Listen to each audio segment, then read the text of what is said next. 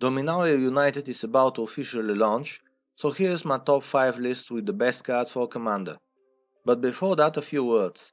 I'll be honest, I think that the set is rather tame, which is a good thing, with a lot more focus on legendary creatures and lore than on format breaking bombs, which is also a very good thing.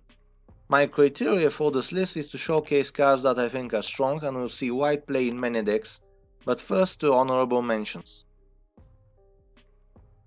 The first honorable mention is Serra Paragon.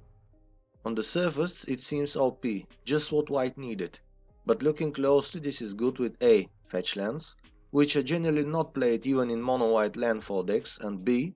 Having between 5 to 7 open mana to play this and use its effect, and mono-white isn't known for its abundant mana production. On top of this, the exile upon going to the graveyard close is an additional downside and stops you from getting the same permanent each turn. Things get even worse if you compare Serra Paragon with Sun Titan, who, considering you are getting at least a 2-drop, offers much better body with the same mana investment, not to mention blink synergies, his attack trigger and so on. If the card is played in other decks it gets a bit better, but then the double white in the mana cost makes it somewhat difficult to just slot in as a good stuff card. Another comparison can be made with Lurrus of the Dream Den, and even though that mostly concerns other formats which I'm not too familiar with, such as Standard, Modern and Legacy, as far as I know Lurrus was OP because A. It was basically a free extra card in hand while the All Companion rule was in effect, and B. You could cast the same permanent again and again without exiling it, thus generating value without the requirement for an overflowing graveyard. Now that I think about it, Serra Paragon feels like a fixed version of Lurrus, and for this reason I don't see it making the waves that the original did. Overall, 3 out of 5 cookies should have prayed harder. Another honorable mention goes to Relic of Legends. Nowadays, with the golden standard set at 2 CMC for most mana rocks, one costed at 3 should provide additional value than just making mana of any color. At first glance, Relic of Legends is similar to Coalition Relic, but the ceiling is much higher. Being able to tap any legendary creature for mana offers huge potential, from merely using our cards as Birds of Paradise, to huge combo potential with cards like Isochron Scepter Dramatic Reversal or Intruder Alarm to make infinite mana by untapping our permanents. So why is this not in my top 5? Well, those decks already play a lot of our cards that enable their general strategy, and it will need individual evaluation whether Relic of Legends will succeed in finding a spot.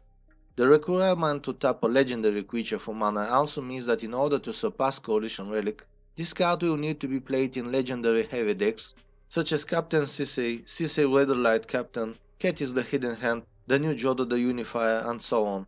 Overall, a very strong mana rock in the right deck. 3.5 out of 5 cookies.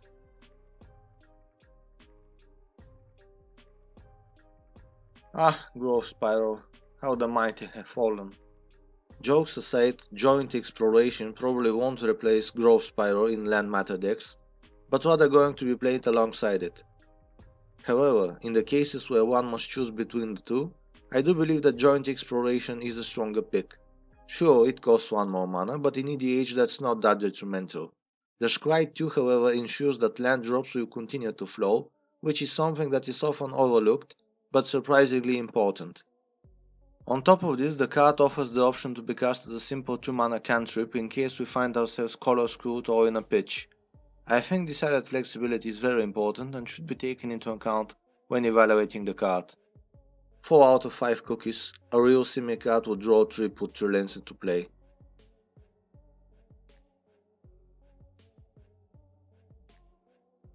Initially I was hyped for this card, but then I sat down and thought, are there many decks that repeatedly target their own creatures? The answer is yes and no. The strongest decks for this card are the mutate decks, where when you mutate on a creature, the copy that Vesuvian Duplimancy makes has all the characteristics of the original target. In other words, if the original target has mutated a few times and has, say, Flying, Trample and Death Touch because of that, the clone will have the same values, name and keywords. Other decks for this card are the Enchantress decks, where you get a copy of the creature you targeted with your Aura spells. Since most of my decks are Izzet or Grixis, all I can say is thankfully you don't get copies of the Auras already enchanting the original creature. Clone decks that rely mostly on instant and sorcery effects can also use it to get an extra copy of the targeted permanent, or an extra copy of Vile Smasher if Sakashima partner builds. Lastly, it is always an option to play Vesuvan Duplimancy as a second copy of the commander in Over the All form. But why? Overall, Vesuvan Duplimancy seems quite strong in the right deck, but at the same time feels like a win more card, which is the main reason why it's not higher on my list. 4 out of 5 cookies.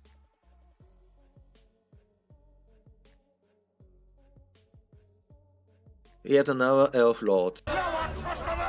Leaf Crowned Visionary is quite good, as whenever we cast an elf it can draw cards for a single green mana, and it will be played in a deck that already has an abundance of both mana and elves. All the abilities are strong, and it almost feels like the best Elf Lord ever printed. Overall solid card with a Redrun creature type, Anthem ability, and Lifecrafter's Bestiary type effect. 4.5 out of 5 cookies, better find a dwarf to toss. Nobody tosses a dwarf! There have been many gold bordered lands that usually produce colorless mana, but could make mana of any color under certain conditions or cost, but they were usually not strong enough to be played in many decks, if any. Plaza of Heroes, however, produces mana of any color if this mana was to be used for casting a legendary spell, and in EDH we always have at least one such spell that is at our disposal, so in this regard it is basically a second command tower for legendary spells. Additionally, whenever we have a legendary permanent on the battlefield, the third mode becomes active, thus transforming Plaza of Heroes into Mox Samba. And just when you think this is already too much good stuff, there is a fourth mode, where you can pay 3 mana, tap and exile it to give a legendary creature's hexproof and indestructibility on end of turn, thus acting as a solid protection spell for a commander on any other important legendary. Overall solid card, probably the best gold untapped land since Opal Palace. I think it could be easily slotted in many decks, especially ones that are more focused on the commander. 4.5 out of 5 cookies, should have had a 5th mode. Guess who's back? Back again. Eta is back. Tell a friend. I gotta admit I always liked Eta as a character. It was rather sad how he got abandoned by the good guys, had to try to survive somehow and was eventually completed by the Phyrexians.